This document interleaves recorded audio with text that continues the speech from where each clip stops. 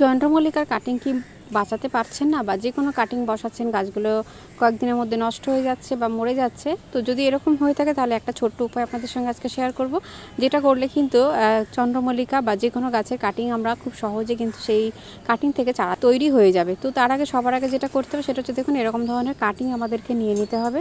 তো চন্দ্রমল্লিকার কাটিং, গাঁদা ফুলের কাটিং, এই সমস্ত কাটিংগুলো নিয়ে আমাদেরকে যেটা করতে হবে সেটা হচ্ছে, যে গাছের গোড়া গাছ আছে সেই গাছের গোড়ায় আমাদেরকে বসিয়ে দিতে হবে।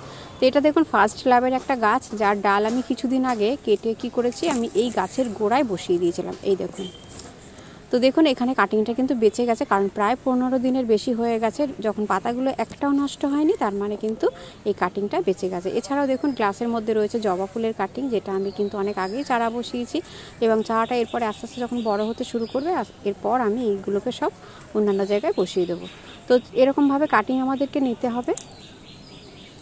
তো চন্দ্রমল্লিকার কাটিং কিন্তু খুব সেন্সিটিভ হয়, বৃষ্টির জল লাগলে কিন্তু নষ্ট হয়ে যায়। তো সেই জন্য আমাদেরকে চেষ্টা করতে হবে, একটু বালিযুক্ত মাটি যদি হয় তাহলে খুব ভালো হয়। তো আপনারা দুরকমভাবেই গাছের কাটিং বসাতে পারেন। একটা হচ্ছে পুরো শুধু বালিতে, এই যেহেতু বৃষ্টি হচ্ছে, টানা বৃষ্টির সময় কিন্তু শুধু বালিতেও বসালে খুব ভালো শিকড় বেরিয়ে আসে।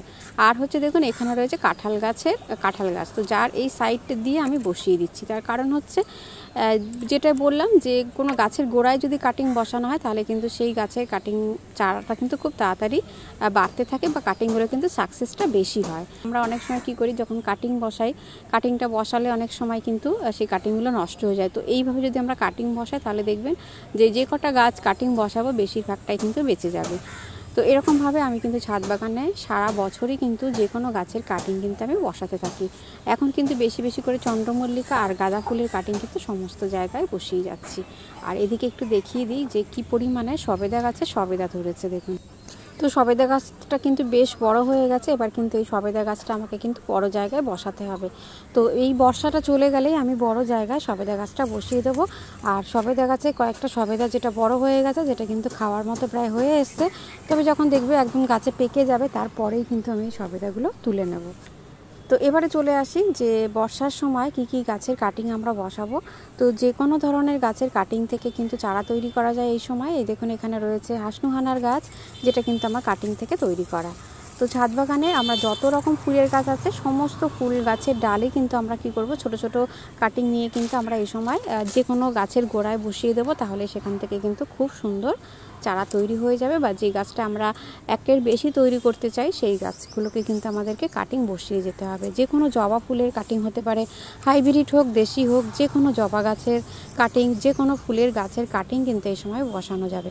তো এখানে আমি আরেকটা জবা গাছের কাটিং বসাচ্ছি, কারণ এখানে একটা অ্যাডেনিয়ামের কাটিং বসানো ছিল, যার যেহেতু কোনো পাতা কিছু নেই, তো এর মধ্যে বৃষ্টি হচ্ছে, এর মধ্যে জলটা জমে যাচ্ছে সব সময়। তো তার জন্য আমি দুটো গাঁদা ফুলের চারা কাটিং বসিয়েছি, আর একটা জবা গাছের কাটিং আমি বসিয়ে দিলাম।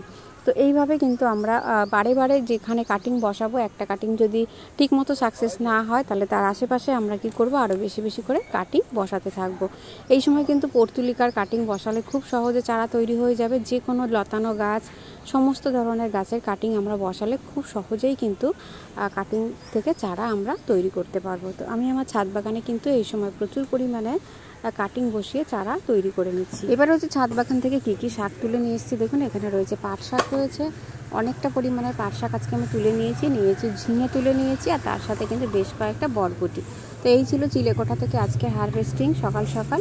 তো দেখুন একদম টাটকা তাজা অর্গানিক শাক ছাদ বাগানে কিন্তু আমি প্রচুর পরিমাণে তৈরি করছি, এবং কিন্তু নতুন নতুন শাকের গাছ তৈরি হচ্ছে, যেমন কলমি শাকের গাছ তৈরি হচ্ছে, লাল শাক, ডাঁটা শাক, এগুলো তো অনবরত সারা বছরই কিন্তু হতে থাকে। তো এই জিনিসগুলো কিন্তু খুব সহজেই যেহেতু তৈরি হয়, আমরা কিন্তু ছাদ বাগানে প্রচুর পরিমাণে তৈরি করতে পারি। সাথে একটা লেবুও তুলে নিয়েছি।